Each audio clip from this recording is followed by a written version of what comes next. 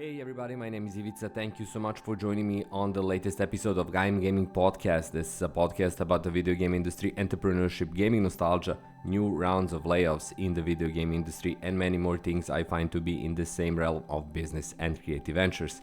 Like always, first and foremost, a huge thanks goes to my Patreon supporters, but before I go into that, I have to address a huge terrible tragedy that happened in Novi Sad, my hometown, here in the Republic of Serbia. 2 days ago on Friday, there was a building collapse, a partial building collapse of a part of the central railway station here in Novi Sad that took 14 lives in a second. That kind of happened out of the blue in the middle of the workday, and it turned into an incredible tragedy for the whole city, for the whole state of Republic of Serbia, and we're still in mourning.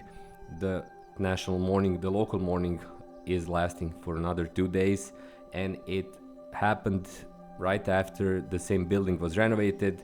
The process of renovation took place here. There are still many unanswered questions.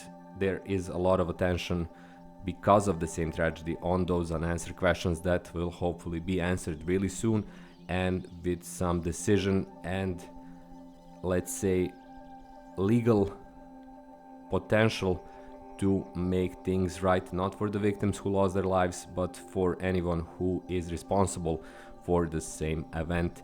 And making sure that these events never happen again is now the biggest and most important thing anyone can do, as well as bring those who are responsible to justice. So it was a really difficult period, and a really difficult period is coming after it, when the same responsibility needs to be resided and delivered. But like I said, this episode is about the new round of gaming industry layoffs. This is episode 250, and it's talking about a new, clearly forming, clearly massive wave of layoffs happening in the gaming industry. And these layoffs are taking place just in the period when it felt like the industry is coming back together somewhat. At the late summer, at the end of the summer, August, early September, there was a lot of kind of seeking and notifications for junior positions in the gaming industry. I saw it on LinkedIn. It was a really pleasant surprise to see that the industry kind of felt that it was bottoming out in terms of losing jobs, losing positions. And that sense is now gone, being that so many people lost their job in the last, let's say, 10 days or so. That also happened here locally, where Play Studio Europe's in Serbia also let go a lot of people. Dozens of people lost their jobs. That's again also visible on LinkedIn. People are looking for new opportunities basically instantly, all in the same day or two. But on the global scale as well, there are plenty of layoffs taking place right now. That's a bad news, because we're entering the most lucrative, the most profitable period of the entire year for the gaming industry. That's kind of the end year, the holiday season, and now it's looking like many people will enter it in the gaming industry without their jobs, which is a terrible thing again.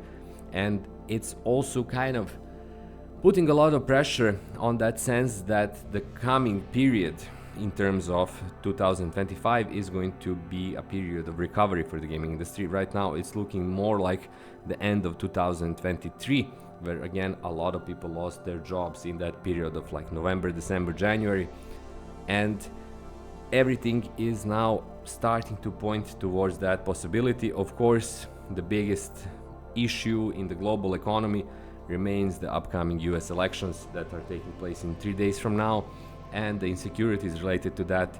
So there's going to be a lot of things happening on that macro that will impact on the macro level the results and the possibilities and the capacity of the gaming industry to kind of either absorb these layoffs and issues or get swallowed into them on an even larger scale, which will mean more layoffs, more lost projects, and a kind of cycle, a vicious cycle of back and forth in terms of the actual industry growing smaller in terms of the number of active projects, the number of games being developed, the number of kind of individuals working in that industry. So we're hoping that we're going to avoid that.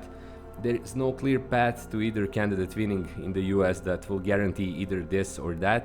However, the insecurity itself, which is again guaranteed regardless of that who wins, who doesn't, because of the polarization of the US kind of population, and even kind of the economic circumstances that stems from, because the same sense of insecurity is going to happen no matter what, no matter who wins, is going to become an issue.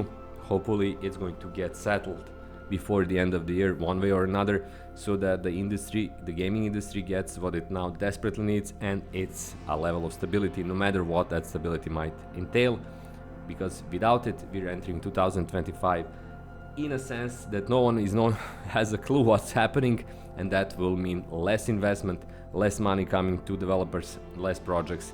Everything will basically shrink, as it did for the better period of the first part of 2024, the present year, when the same thing happened, and there was a sense that we're out of that kind of process in the summer, early autumn. But now, with the approaching of the winter, it seems like we're entering a new wave, which is again bad news. Hopefully there's a silver lining in all of that, but presently I'm not sure I can see it. But if you do, please leave a comment below and let me know what you think about all of this. Again, thank you for being here. Again, thanks for my Patreon supporters who make this podcast possible. I really appreciate your continuous monthly donations. Everyone else, if you'd like to support me, check out my Patreon page. It's in the description below. Check out my books on Amazon, especially my latest book, which is called The Sons of 901. It's a novel.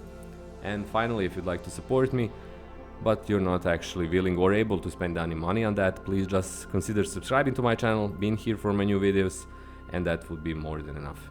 That's all for me. Thanks again for watching. My name is Ivica. Have a great day, have a great week, and I'll talk to you in precisely 7 days from now. Until then, bye bye.